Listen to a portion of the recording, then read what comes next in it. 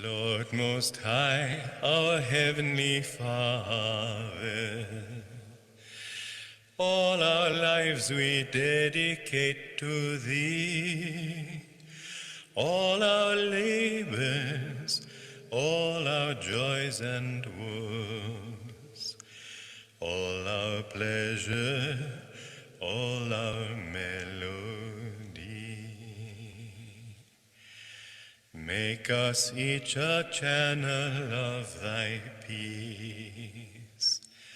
When in darkness, guide us from above. Where there's sorrow, may we sow Thy joy. Where there's hatred, may we share Thy love. Lord Most High, our Heavenly Father, all our lives we dedicate to Thee, all our labors, all our joys and woes, all our pleasure, all our melody. Make us each a channel of Thy peace. When in darkness, guide us from above. Where there's sorrow, may we sow Thy joy. Where there's hatred, may we share Thy love.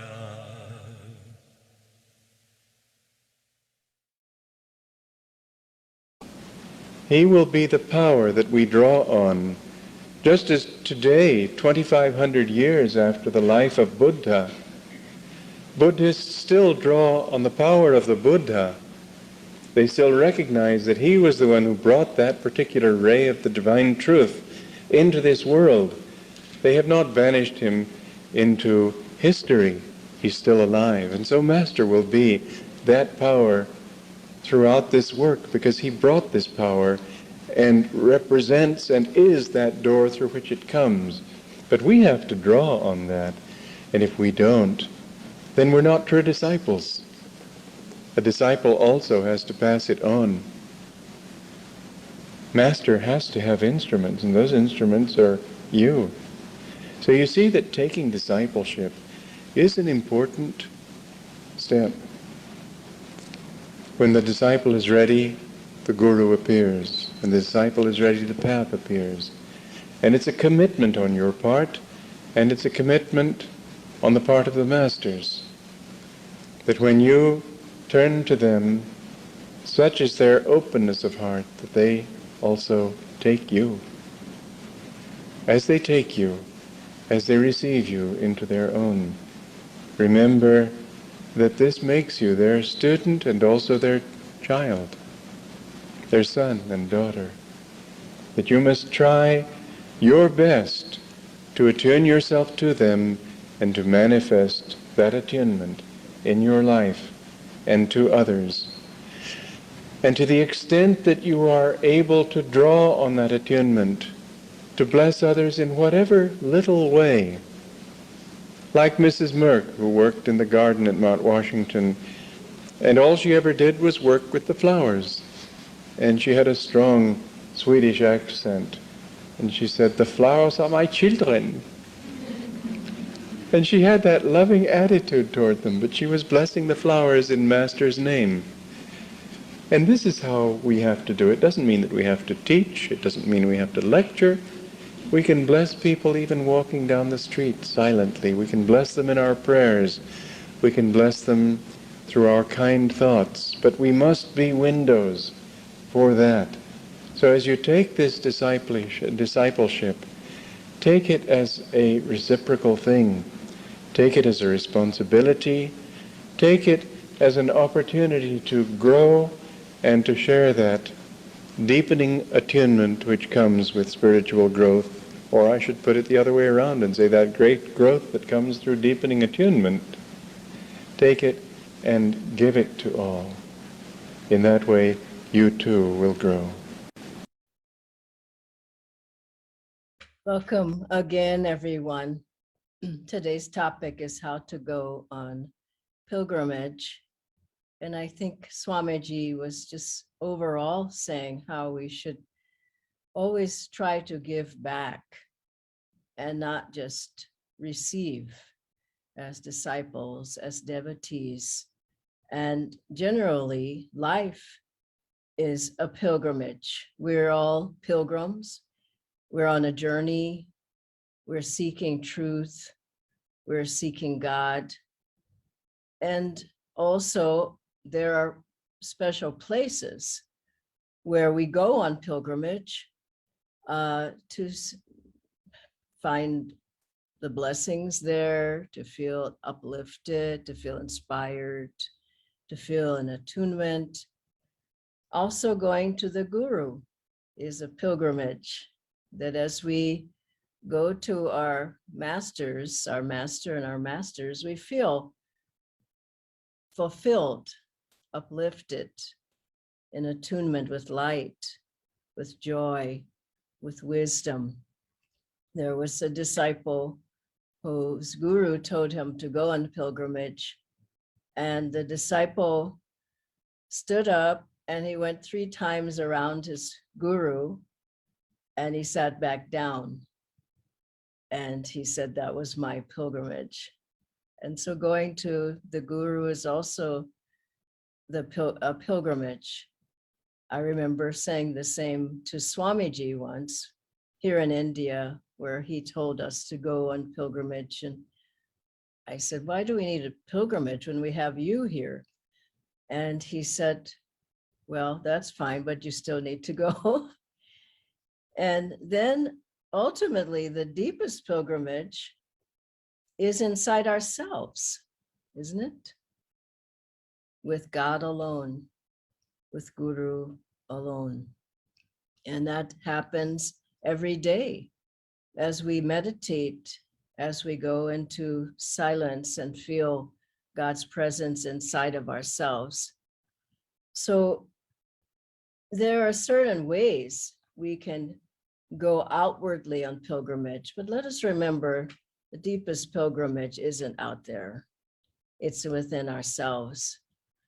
Ananda, over the past 30 years plus or so, maybe plus or minus, has taken people from America to India on pilgrimage. And also here in India, we have pilgrimages all the time during the course of the year.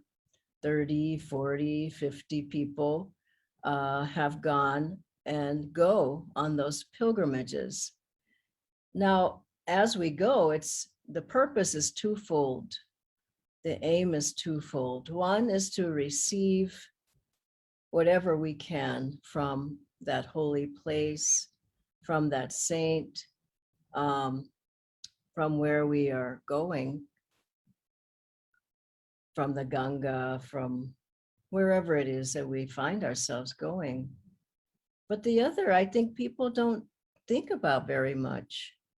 The other is to give, to add to that holy place, to that holy spot, and to not only feel you're receiving, but also giving. How do we do that? Well, we're just coming from pilgrimage. That's why I chose this topic. A group of us with Jyotishan Devi Ji, just went to Varanasi. We went to the home of Lahiri Mahashaya Ji. We stood outside there, meditated. We went to Trilanga Swamis. We went to Anandamoy Mas. These are very, very holy places. Then we went to Calcutta, to Master's home, to the Tulsi Bose shrine. And then we went to Serampore. We went to Raigat, where Babaji appeared to Swami Shri Teswarji. We went to Swami Shri Teswarji's home and his ashram. And it was very, very uplifting. We chanted, we meditated, but in our minds was also that we were giving back. So what do we do? How do we really go in the deepest way on pilgrimage? Well, first of all, go with devotion in your heart, of self-offering, of giving your love, of opening yourself to, yes, receive, but we receive as we're open and as we give. So as we go on pilgrimage, let's go with the openness of heart, of a giving spirit, of a loving spirit, of devotional spirit that we offer to God, to gurus, to the holy place, to that saint or person who we meet. And secondly, going, praying, not just for yourself, but praying surely for others, pray for the world, pray that light, that flood that come from that place and flood the whole world. Swamiji gave an example, a story once of when in India here, years back, he went to a holy temple and he was sitting there praying, meditating, and afterwards someone asked him, well, what do you pray for when you're sitting there? And he said, oh, I pray to give my life to God, or for God contact and upliftment of spirit. And the man said to him, well, nobody prays for that. People pray for a healing. They pray for a job. They may pray for a wife, or may pray for to have children, or various things. But not many people just pray to God just for the love of God, or pray for the world, or send that vibration from that holy place out everywhere. And so that's a wonderful one to keep in mind as well. Another beautiful practice is to chant there if you can.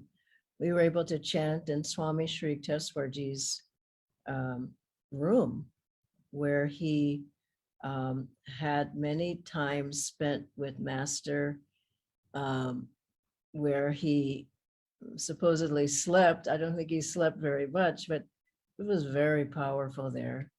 But we sang a chant that Swami Sri Teswarji enjoyed, and it was very deep to be able to chant there and leave that vibration there. And we chanted at Raigat under the banyan tree, where Babaji came to Swami Sri Teswarji. And we chanted Om Babaji, Om Babaji, and you could feel his presence there. But we wanted to leave that vibration there of the Master and of joy and devotion in our hearts. And finally, meditation. As you meditate there, you leave a vibration. As you do Kriya in a holy place, you're leaving a vibration of peace, of calmness, of interiorization, of upliftment, of God contact, of devotion in your heart, of joy. And so as you go to places, don't just go and pranam and walk out. We don't go that way in our pilgrimages, but sit, meditate, do Kriya, do Hangsa, do Om, and feel you're leaving that vibration there for other devotees who come, other people who come who can't meditate, who don't meditate. But that vibration of calmness, of steadiness, of focus at the spiritual eye, of Om, leave that there as you go to these holy places. And finally, Swamiji said several times, he said, it's not enough just to go to pilgrimage places. He said, now is the time to create more pilgrimage places. Isn't that a wonderful thought? And if we think of, I think of Ananda Village, that's the most wonderful pilgrimage place I can think of. But as you go there, everybody there is a Kriya bond for the most part. The children, of course, aren't, but everybody there meditates, does energization, serves, is joyful, is selfless. That's a pilgrimage place. Swami Kriyananda ji, a saint, lived there for dozens and dozens of years. Many other saintly people, they're living there and they're sharing their life, their vibrations with the world. Ananda and Assisi, it's a pilgrimage place. This temple here that I'm in Delhi, it's a pilgrimage place. Any place for people where we can go and pray and meditate and offer our love and offer our devotion, that vibration stays there in that place. And others who come, they sit immediately, they want to meditate because that's the vibration that is there.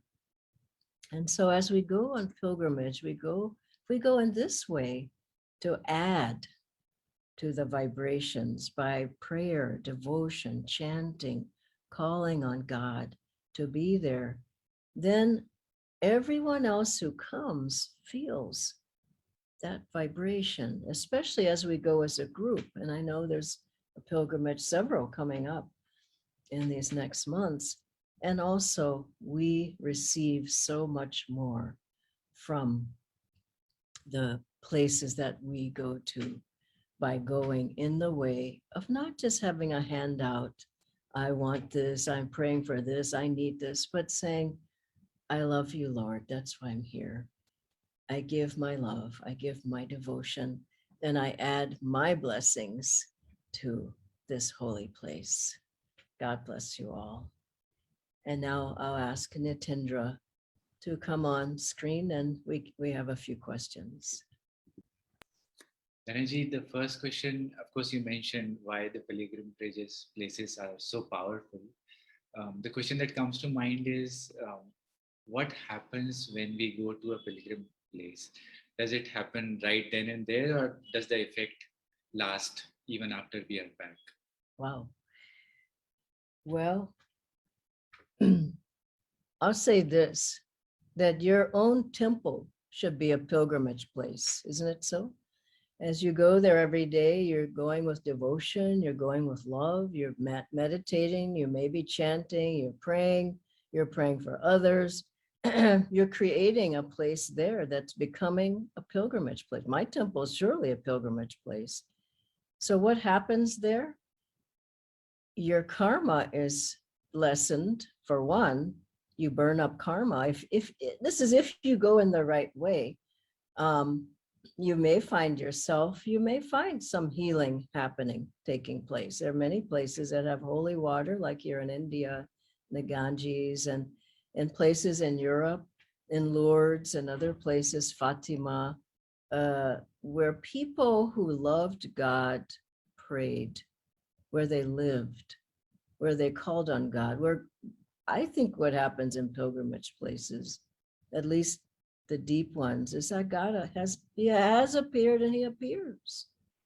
Maybe we can't see Divine Mother there, or maybe the masters, we felt Babaji was there with us in Raigat under that banyan tree. We didn't see him, but it certainly felt like he was there. So I think we get a blessing.